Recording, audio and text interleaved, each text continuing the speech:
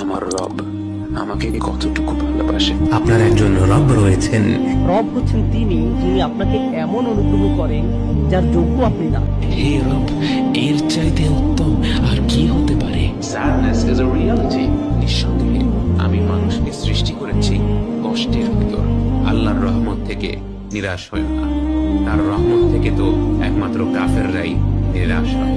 আমি আল্লাহ, এই সৃষ্টি জগতের রব, তোমাকে বলছি, ইন্না মাআল উসরি ইউসরা। নিশ্চয়ই কষ্টের পাশাপাশি রয়েছে আনন্দ। খারাপ সময়ের পর ভালো সময় আসবেই, দুনিয়াতেও আসবে, আখিরাতেও আসবে। ভরসা রাখতে হবে আল্লাহর উপর। আমাদের জীবনে যখন প্রতিকূলতা আসবে, যখন মনে হতে থাকবে এই দুঃসময় থেকে পরিত্রাণের আর কোনো উপায় নেই, মুসলিম হিসেবে আমাদের দায়িত্ব হবে আল্লাহর উপর তাওয়াক্কুল করা এবং ধৈর্যের সাথে আমাদের দায়িত্বগুলো পালন করা।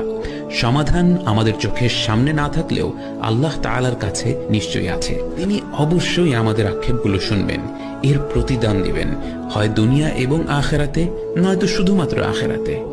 আমাদের বিশ্বাস রাখতে হবে আল্লাহ আদিল, কখনো অবিচার করেন না। এবং আমরা যদি দুঃসময়ে ধৈর্য ধরে তার প্রতি কৃতজ্ঞ হতে পারি, তিনি আমাদের এমন ভালো সময় দান করবেন যা কখনোই ফুরিয়ে যাবে না।